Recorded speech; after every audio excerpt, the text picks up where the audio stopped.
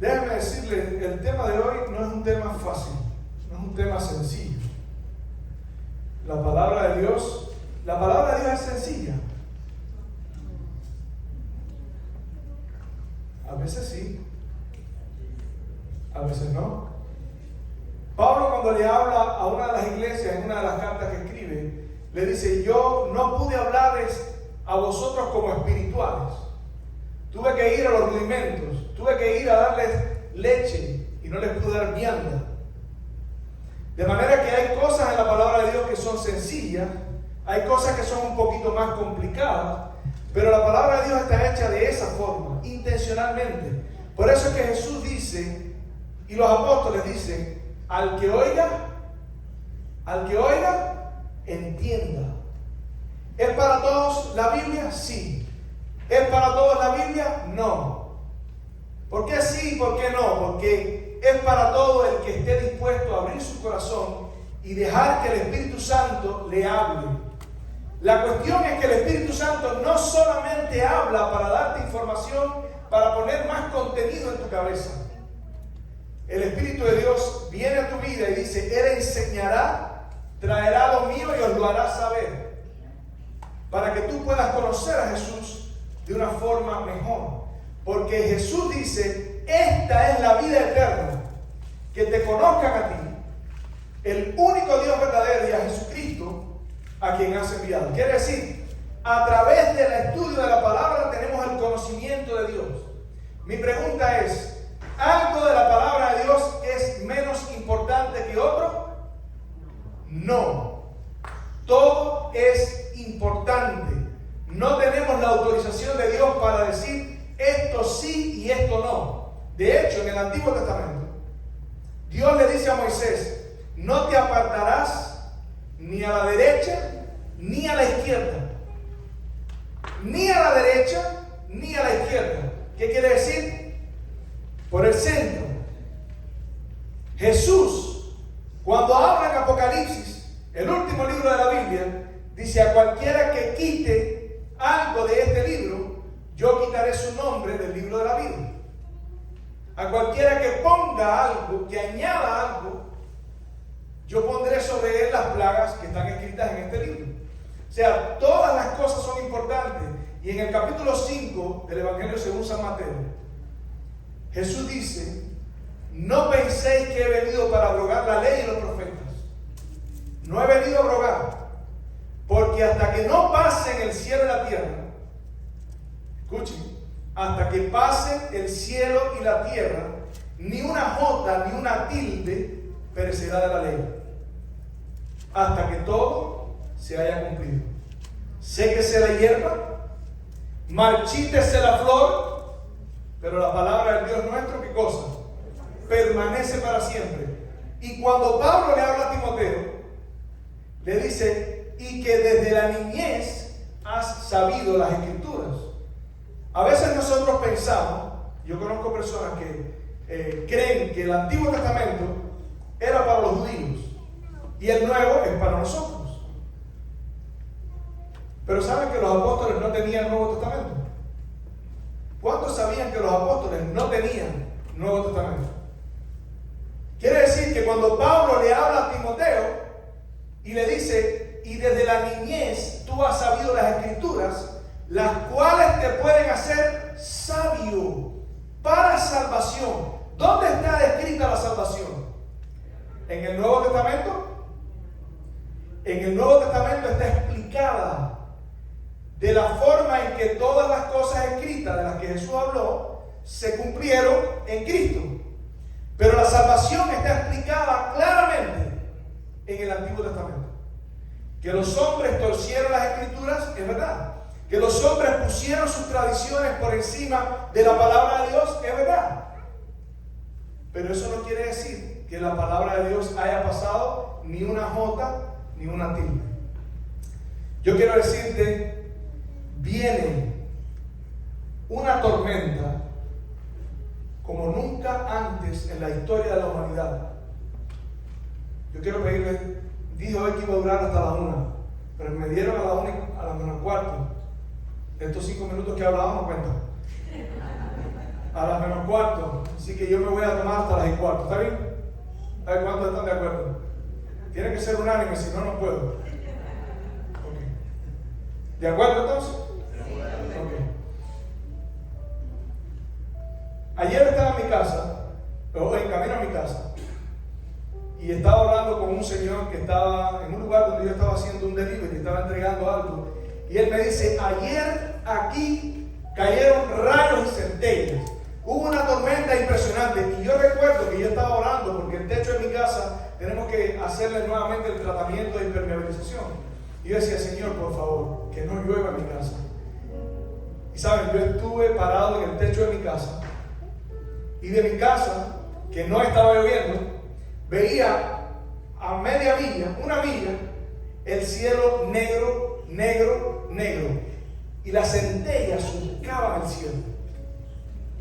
Yo decía: Señor, ¿verdad que aún en estas cosas nosotros te podemos consultar? ¿Cuán grande es Dios, verdad? Pero saben, viene una tormenta grande sobre este mundo, una tormenta en la que vamos a necesitar tener un fundamento firme. Y hay una ilustración donde Jesús habla también de una tormenta y habla también de un fundamento. Y Jesús dice, después que termina el sermón del monte, Él dice: ¿a qué compararé a los que escuchen estas palabras y las pongan en práctica? A cualquiera que guarde estos mandamientos, dice, y así los enseñe, está hablando Jesús, grande será llamado en el reino de los cielos. Pero cualquiera que no los guarde y no los enseñe, muy pequeño será llamado. Y cuando Jesús está terminando, dice: esto es como una roca. Si usted pone el fundamento de su casa en la roca, vendrá la tormenta y su vida no será arrasada por la tormenta. Yo te quiero decir, viene una tormenta. Jesús habló de la tormenta. Dice: si aquellos días no fuesen acortados, nadie sería salvo. Y en las Escrituras encontramos dos tipos de cristianos: los cristianos que dicen que son cristianos y los cristianos que viven conforme a la palabra. Y la Biblia está llena de eso. Dice: el mandamiento de este pueblo no es más que un mandamiento de hombre que le transmitieron sus padres. Tomaron las tradiciones de los hombres y las pusieron en lugar de los mandamientos de Dios.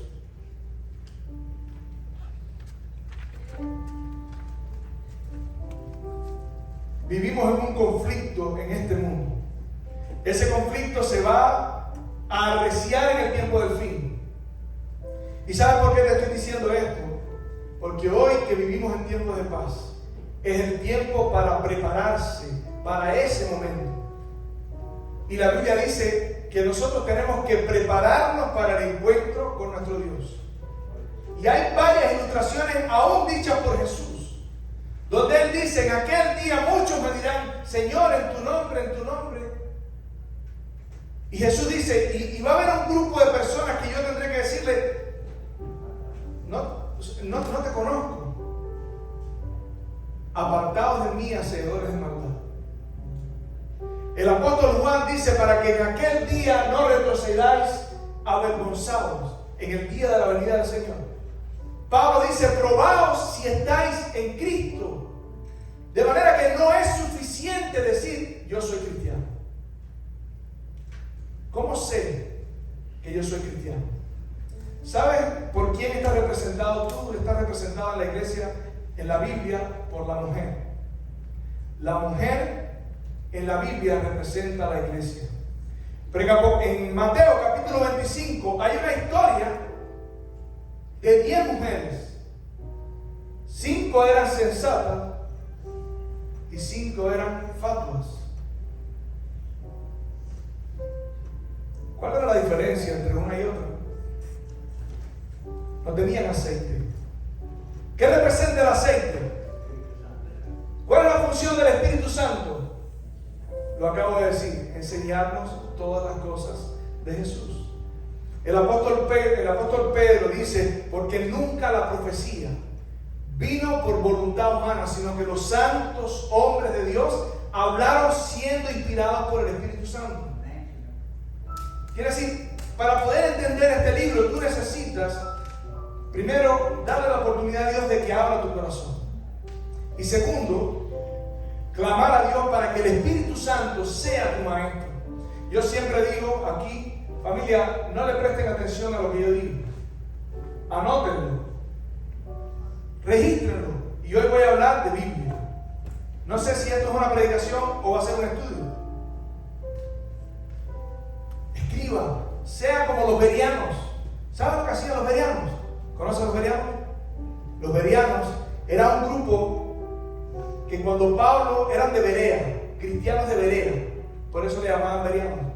Cuando Pablo vino a ellos, dice que ellos tenían una libretica.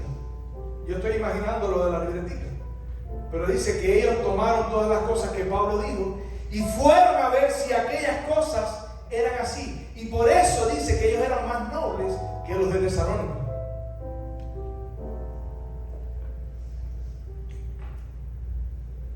Toma nota, porque esto se complica.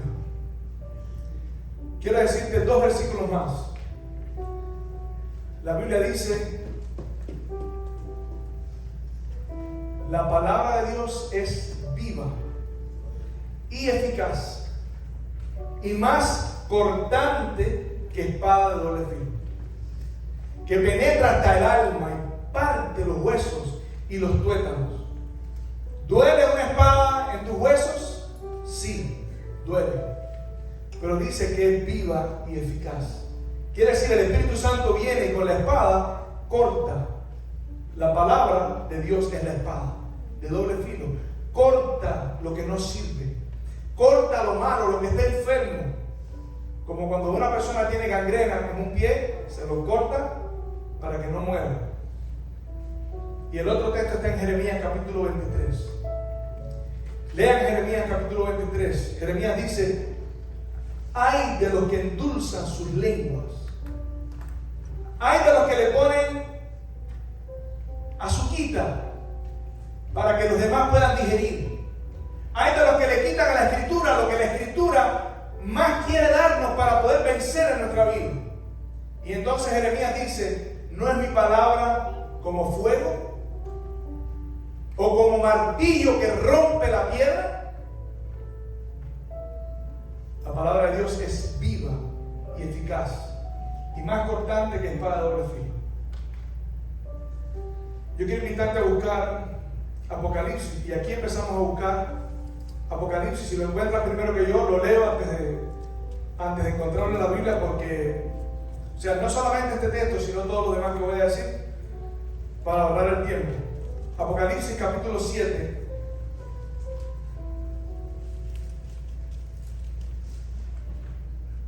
Versículo 1. Dice: después de esto vi a 4 ángeles en pie sobre los 4 ángulos de la tierra, que detenían los 4 vientos de la tierra para que no soplase viento alguno sobre la tierra, ni sobre el mar, ni sobre ningún árbol. Vi también a otro ángel que subía desde el sol y tenía el sello del Dios vivo, y clamó a gran voz a los 4 ángeles a quienes se les había dado el poder de hacer ¿qué cosa? Daño. Diciendo: no hagáis daño a la tierra, ni al mar, ni a los árboles. ¿Hasta qué cosa? Hasta que hayamos sellado en su frente a los siervos de nuestro Dios. El sello de Dios. ¿Sabes lo que representa el sello de Dios? El sello de Dios es un sello de propiedad. Quiere decir: tú me perteneces. Aquí la Biblia habla de los que van a ser sellados. Estos son los que se salvan. ¿Sabes cómo lo sé? Primero son los 144,000. Son los siervos de Dios, que también se dice que son los 144,000. Un número que algunos dicen es literal, otros dicen es simbólico. A mí realmente no me interesa esa parte. Yo solo sé que eso representa la mayoría del pueblo de Dios que se salva. Y en el versículo 9 dice: después de esto miré, y he aquí una grande multitud, la cual nadie podía contar. He aquí una grande multitud, la cual nadie Miren lo que dice. Dice, de todas naciones y tribus que estaban delante del trono y en la presencia del Cordero, vestidos de qué cosa, de ropas blancas, y con qué, con palmas en sus manos, y clamaban a gran voz diciendo: la salvación pertenece a nuestro Dios, que está sentado en el trono, y al Cordero. Y todos los ángeles estaban en pie. Señores, todos los ángeles. ¿Saben lo que va a pasar en este momento? Los ángeles que están ministrando en otros mundos que Dios creó van a dejar sus puestos y van a venir a esa reunión donde van a estar los redimidos. Dice que ahí estaban los 4 seres vivientes, ahí estaban los 24 ancianos, ahí están. Dice, ¿quiénes son estos y de dónde han venido? Dice, estos son los que vencieron, los que salieron de la gran tribulación. Estos son los que obtuvieron la victoria y lavaron sus ropas en la sangre del Cordero. Yo te quiero preguntar, ¿tú te has puesto a pensar en esa escena? ¿Sabes lo que eso significa? Esa escena es el día cuando nos vamos a encontrar con personas que perdimos hace muchos años. Esa escena va a ser una cosa impresionante. Allí van a estar todos los representantes de los mundos que Dios creó, el concilio celestial. Va a estar allí. Y dice que vienen delante del trono y ofrecen presentes al Cordero. ¿Y sabe quiénes están con el Cordero? Los hombres que fueron redimidos de entre los hombres de la tierra. Allí van a estar tus seres queridos. Allí van a estar tus amigos que perdiste en la fe. Allí van a estar los niños que mató Herodes. ¿Se acuerdan de la historia? Allí van a estar miles de millones de niños que fueron abortados. Miles de millones de niños que murieron de cáncer. Allí van a estar escenas que nosotros no tenemos la capacidad de imaginar. ¿Verdad? Imagina esa escena, ¿te gustaría estar ahí? Cuando Jesús regrese, señores, por segunda vez. ¿Qué no estoy dispuesto a sacrificar yo por estar allí? Cuando tenemos que renunciar a nuestra vida, cuando tenemos que renunciar a nuestros hábitos, a nuestras costumbres, por nuestro bien. Todas las cosas que Dios nos pide son por nuestro bien. Cuando tenemos que ser fieles a Dios, yo te pregunto, ¿vale la pena? ¿Sí o no? Vale la pena. Yo quiero motivarte en esta mañana, esta tarde, porque a veces descuidamos que tenemos que salvar un alma, y esa alma soy yo. ¿Cómo vives durante el día? ¿Cómo vives durante las estancias en tu trabajo? ¿Cómo te ven las personas que están contigo? ¿Cómo te ve tu esposa? ¿Cómo te ve tu esposo? Mi pregunta es, ¿eres fiel a Dios? ¿Has aprendido a vivir dependiendo de Dios? ¿Has lavado tu ropa en la sangre del Cordero?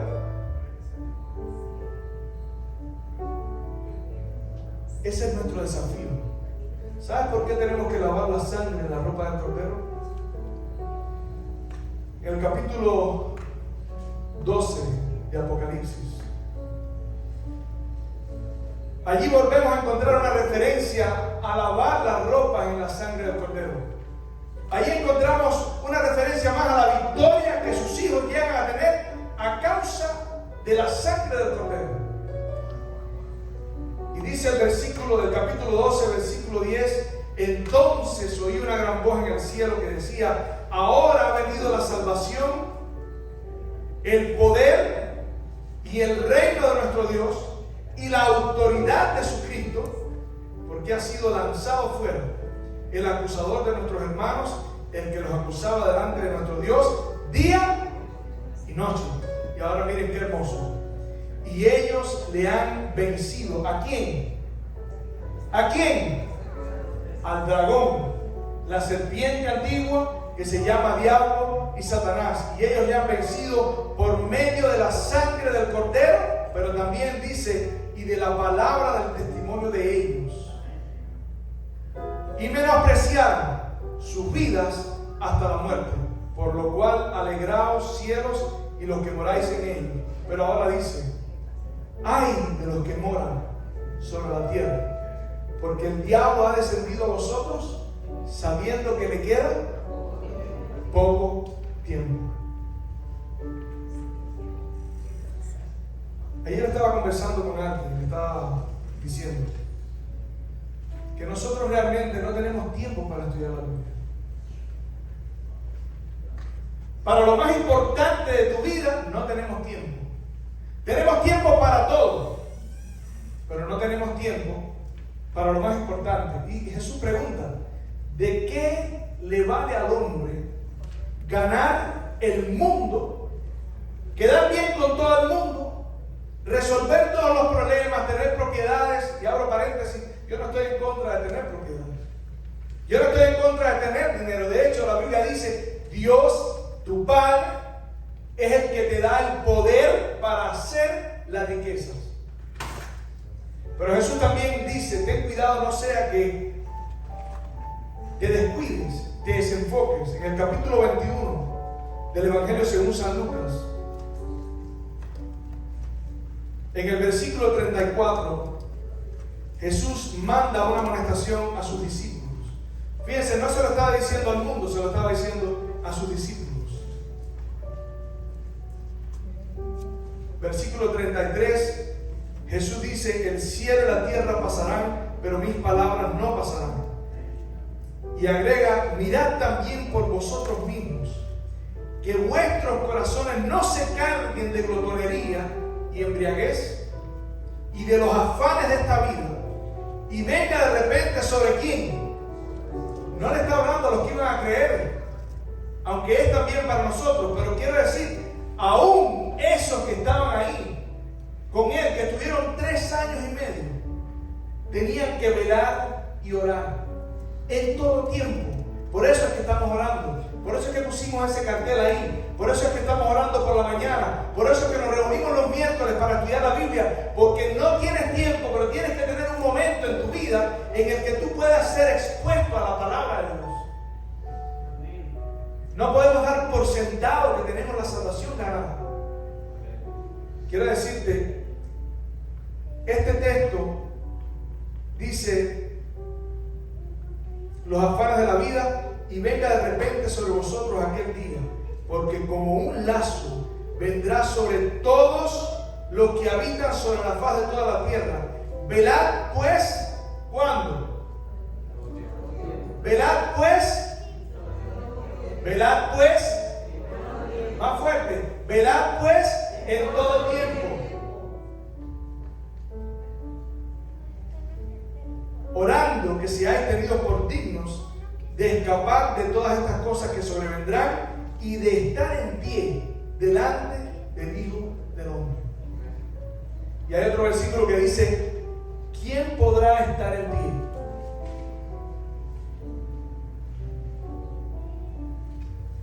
Este grupo de personas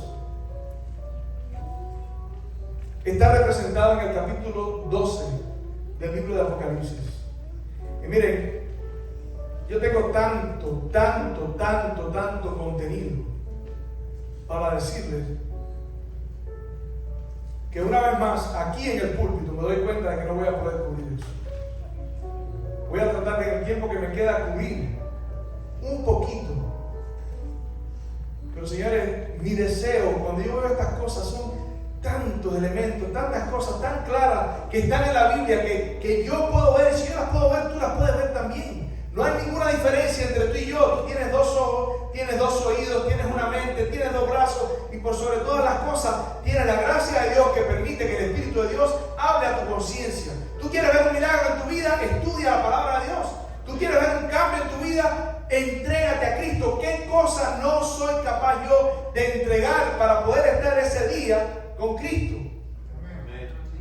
El único problema es que perdemos de vista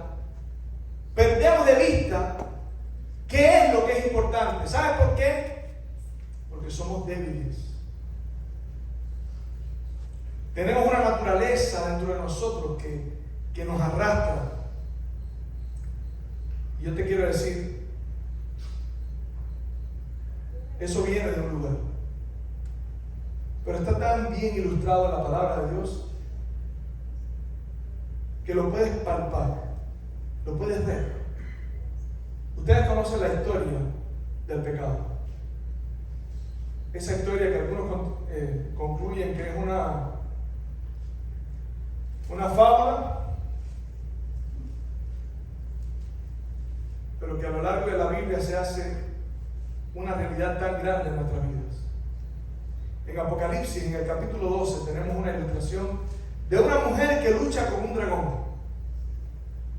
Pero es la misma ilustración que tenemos en Génesis capítulo 3, versículo 15, donde vemos que hay una mujer que lucha también con un dragón, porque sabemos que la Biblia dice que la serpiente que le habló a Eva era la serpiente antigua, el dragón que se llama Diablo y Satanás. Quiere decir, la serpiente, como hemos dicho, no era una serpiente como ustedes la ven, tenía alas y volaba.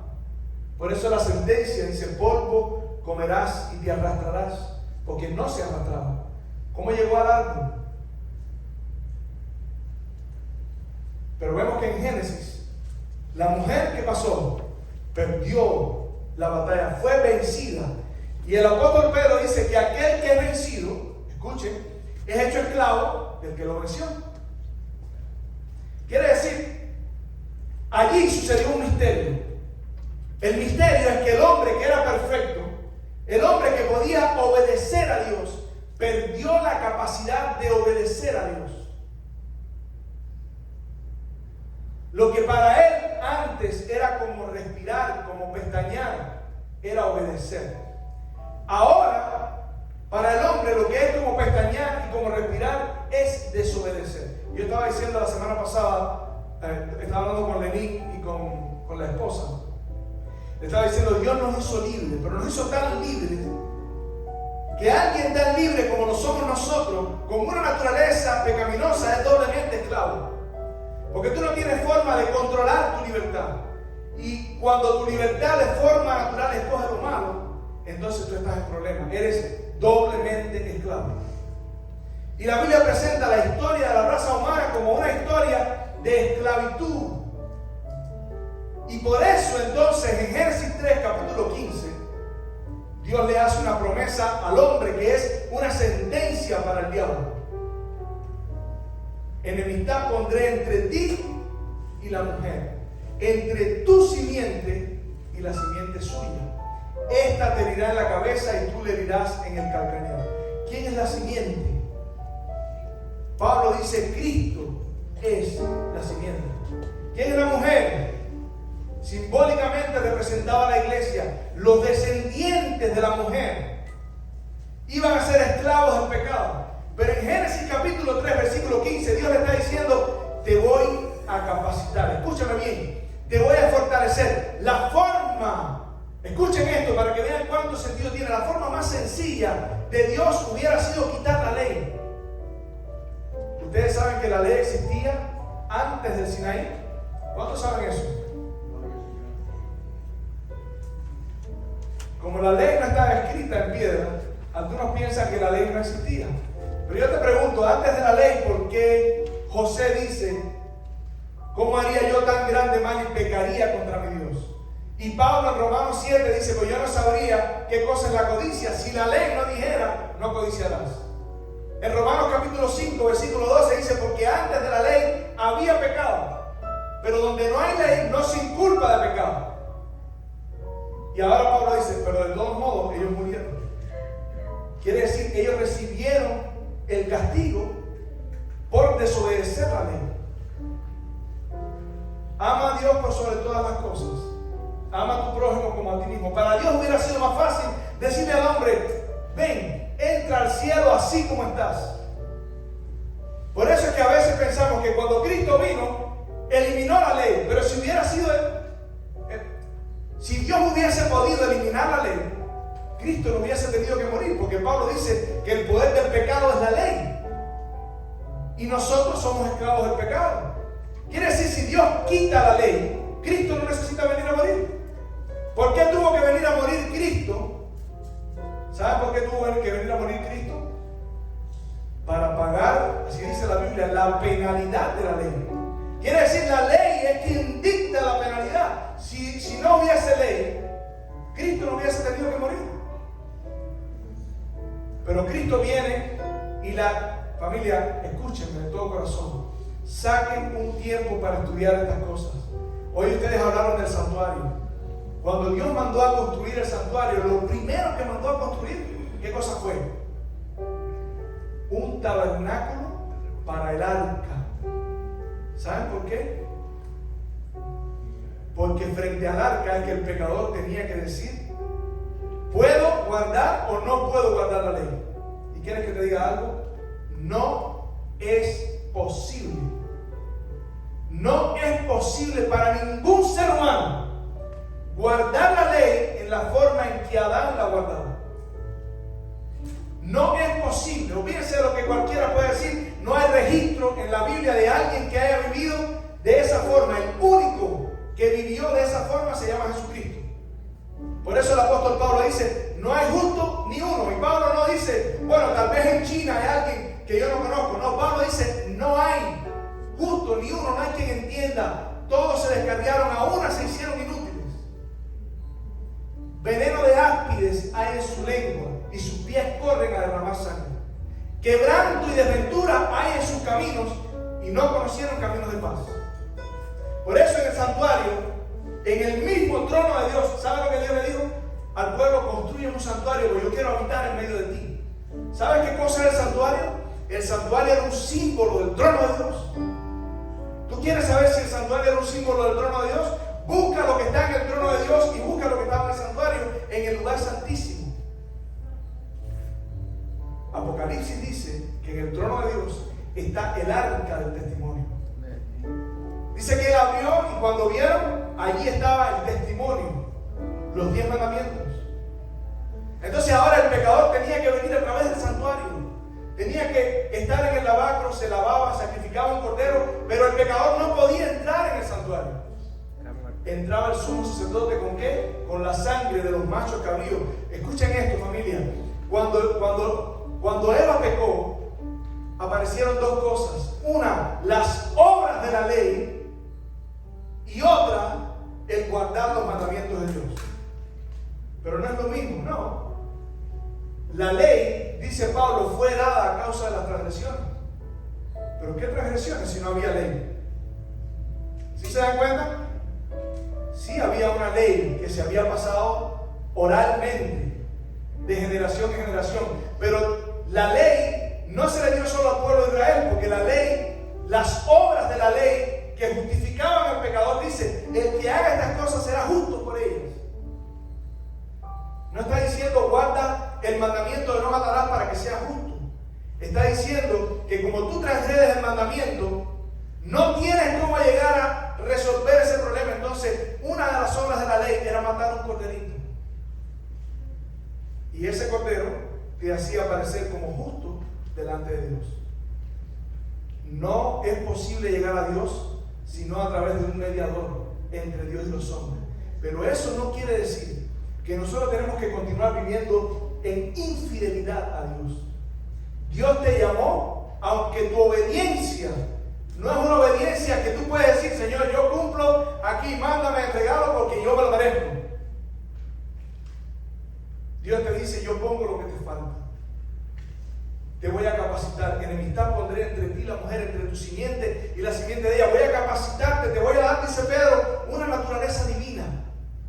Y el apóstol Juan, el apóstol Pablo, todos ellos dicen: nosotros somos débiles, no podemos vencer el pecado. Pero el que tiene la simiente no practica el pecado. ¿Qué cosa es pecado? ¿Te has puesto a pensar? Transgresión de la ley. ¿Cómo? Apartado de Dios. Pero Juan dice: la transgresión de la ley también es pecado. Si no hay ley, no hay transgresión. Así mismo dice.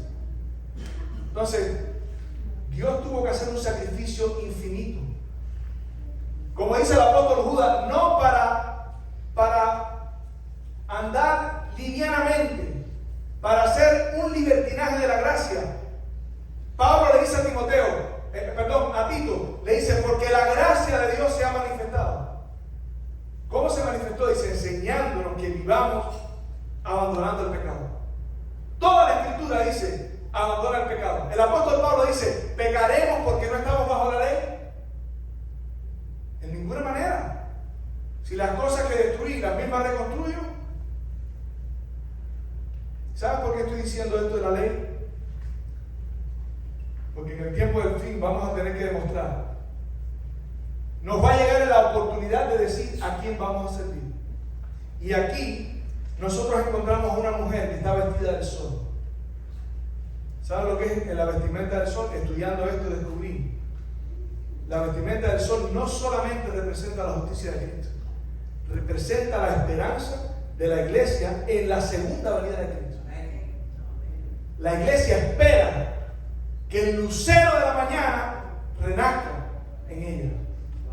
Quiere decir, la iglesia está vestida del sol porque tiene la justicia de Cristo, pero porque esa justicia le da la tranquilidad para esperar en aquel día no ser avergonzado.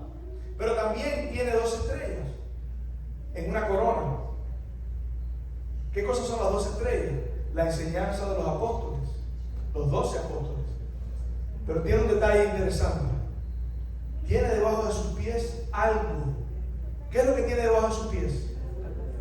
¿Qué tiene? No. Así es como la presentan ahora. Pero en la Escritura, la mujer tiene debajo de sus pies la luna. ¿Saben lo que representa la luna? Lo descubrí, por eso lo voy a compartir. Se los puedo enseñar después porque tengo los versículos, pero yo sé, ya me comí 5 minutos.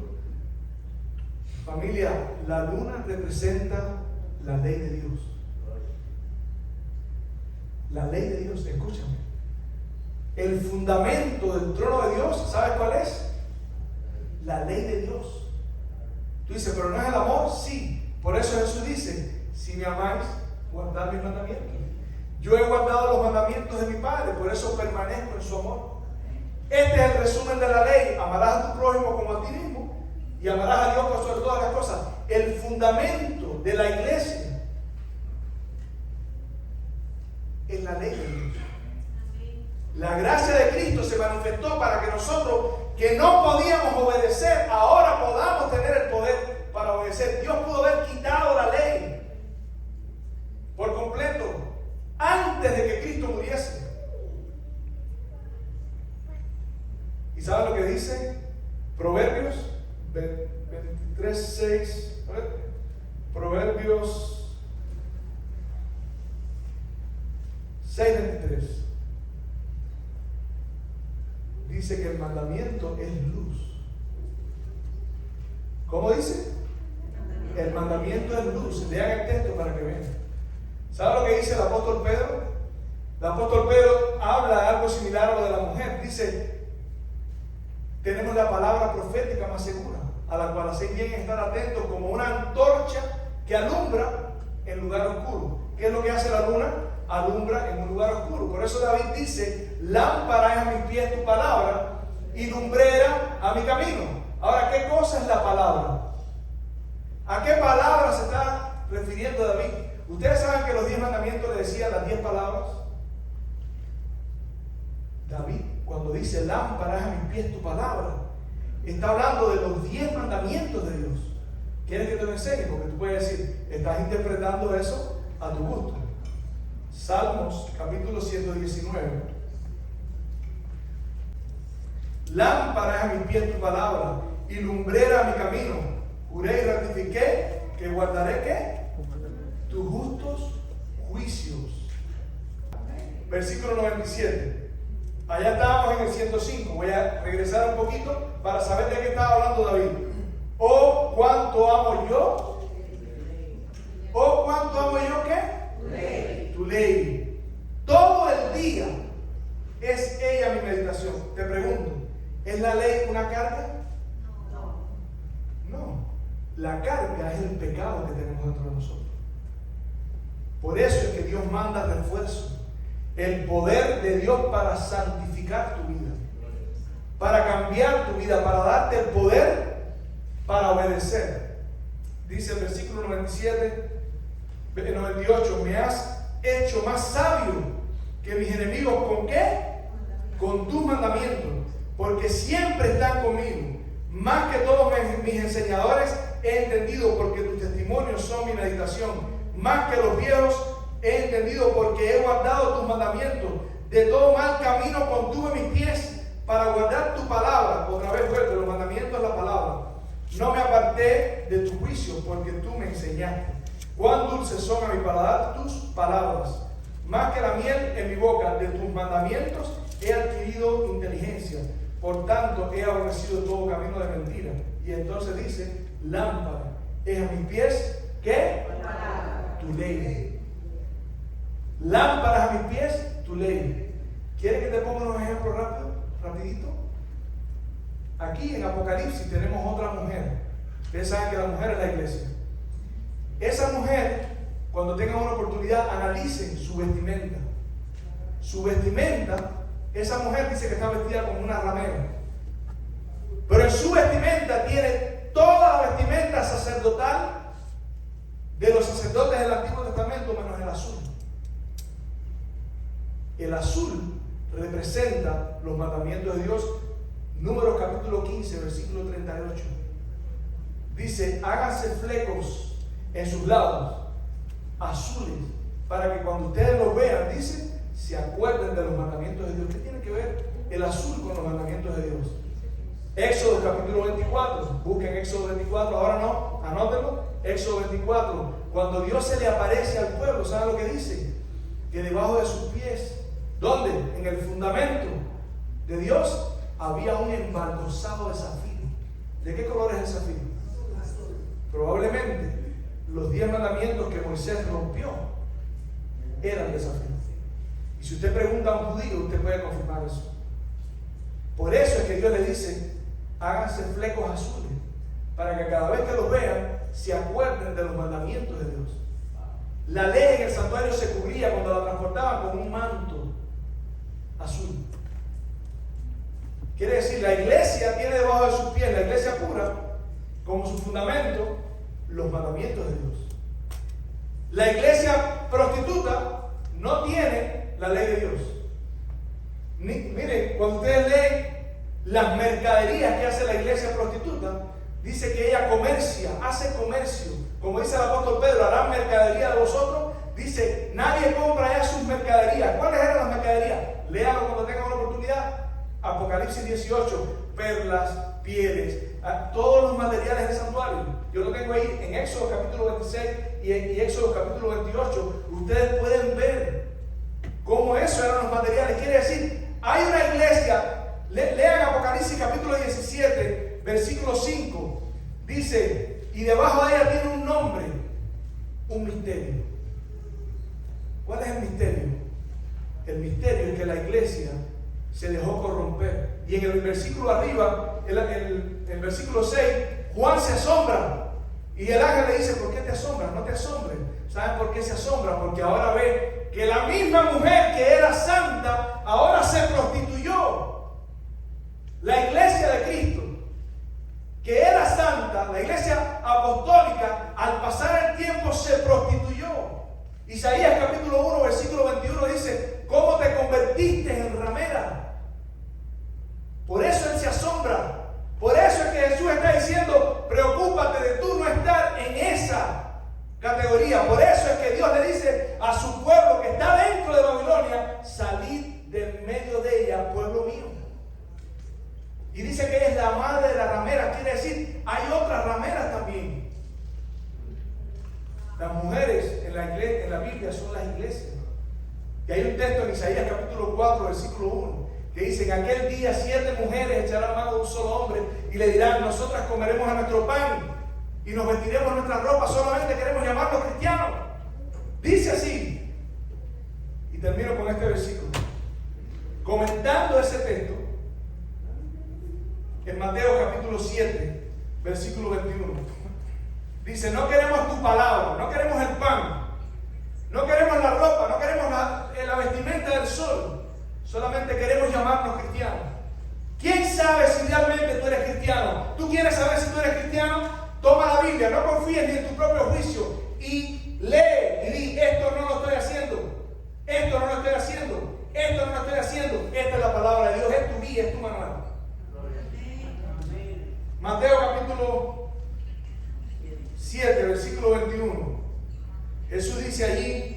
no todo el que me dice, Señor, Señor, entrará en el reino de los cielos, sino el que hace la voluntad de mi Padre que está en los cielos.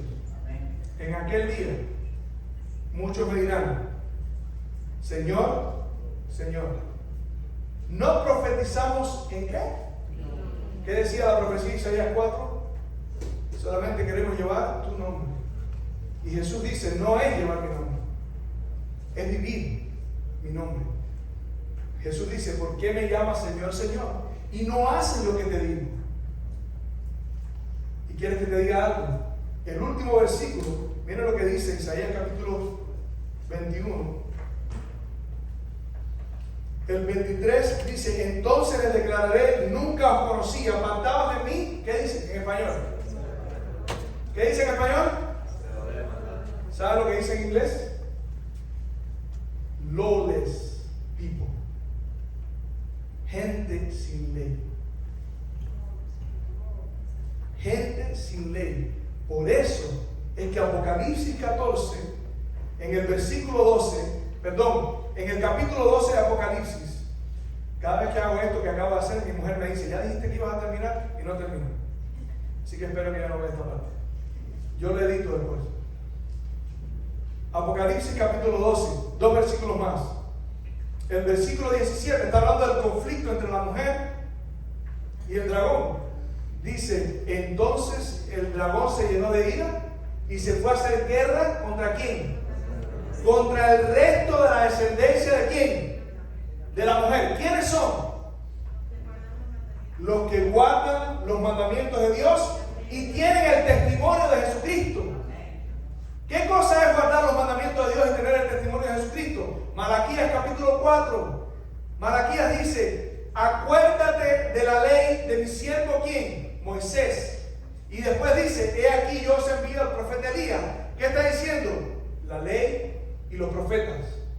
La ley y los profetas. Todo el tiempo Apocalipsis está diciendo, en el capítulo 11 Apocalipsis dice, vienen dos testigos y esos dos testigos, uno puede hacer que el mar se convierta en sangre. ¿Quién hizo eso? Moisés, la ley. Y el otro puede hacer que deje de llover. ¿Quién fue ese? Elías. Quiere decir, simbólicamente, de nuevo está mandando a la iglesia a mirar la ley y el testimonio. La ley son los 5 primeros libros de Moisés y el testimonio es el resto del Antiguo Testamento. El testimonio de los profetas. La indicación es esta. Por eso Apocalipsis capítulo 14 versículo 12, y con este sí termino. Dice allí, y fíjense que está hablando de las mismas personas, porque Apocalipsis 14 dice, oí una voz como de multitudes, y esa multitud eran quienes, los 144,000 que llevaban ¿qué cosa? El sello de Dios en su frente, el carácter de Cristo. ¿Cuál es el carácter de Dios? ¿Dónde está expresado el carácter de Cristo? En su ley. Amarás a Dios por sobre todas las cosas. Yo he amado a mi Padre, los mandamientos de mi Padre he guardado y permanezco en su amor. Apocalipsis capítulo 14, versículo 12. Y pudiera demostrarles, que no lo voy a hacer, que el capítulo 14 de Apocalipsis es una referencia directa, escuchen, directa a Éxodo capítulo 19. El texto previo a cuando Dios dio la ley. Ahí Dios le dice a Moisés que iba a hablar tronante. Aquí hay una voz tronante. Allí Dios le dice a Moisés que el pueblo debe lavarse las vestiduras. Aquí dice que estos son sin mancha. Tienen sus vestiduras, son sin mancha. Y allí dice también que no se contaminen con mujeres. Y aquí dice que estos no se contaminaron con mujeres. Quiere decir, Apocalipsis 14 es el punto más importante después de Éxodo capítulo 19. Porque es el mensaje del Evangelio eterno a toda nación, tribu, lengua y pueblo. Y las primeras 4 declaraciones son los primeros 4 mandamientos. Temer a Dios, darle gloria, porque la hora de su juicio ha llegado, y adorar al Creador. Apocalipsis capítulo 14 dice eso. Temer a Dios. El primer mandamiento, ¿cuál es? No tendrás dioses ajenos, solamente Dios. El segundo, honra a Dios. O sea, no honres a otros dioses, no te inclines delante de las imágenes. Dice, honra, temer a Dios y darle honra, darle gloria. El número 3 que dice, Dios no tendrá por inocente al que tome su nombre en vano. La hora de su juicio ha llegado. ¿Dónde donde Dios no toma por inocente en un juicio. Y el cuarto dice, adorar al Creador. Y esta es una cita directa de Éxodo capítulo 20, versículo 8, donde está hablando de que deben guardar el sábado. Dice, acuérdate del sábado. ¿Por qué dice acuérdate del sábado, familia? El único mandamiento que la Biblia dice, acuérdate. Porque sabían que se iba a olvidar. Y el sábado es el día que dice que Dios es tu creador. Porque el sábado Dios no lo estableció para los judíos. Jesús dice, el sábado fue hecho para el hombre, no el hombre para el sábado. Y es el mandamiento olvidado. La prueba del cristianismo va a ser el único mandamiento en toda la ley que dice quién es el autor de los mandamientos. Y ahí en Apocalipsis 14 menciona los 4 primeros mandamientos, porque son los que tienen que ver con Dios. ¿Y quieres que te dé una prueba más? El texto que te iba a decir, Apocalipsis capítulo 2, 14, versículo 12, dice, aquí está la paciencia de los santos, los que guardan los mandamientos de Dios y tienen la fe de Jesús. Que Dios te bendiga, iglesia. Jesús está regresando. Tenemos un ancla segura aquí. Tenemos un ancla firme en la palabra de Dios. No te dejes desviar ni por tu propio razonamiento. Clama a Dios y dile, Señor, háblame en tu palabra.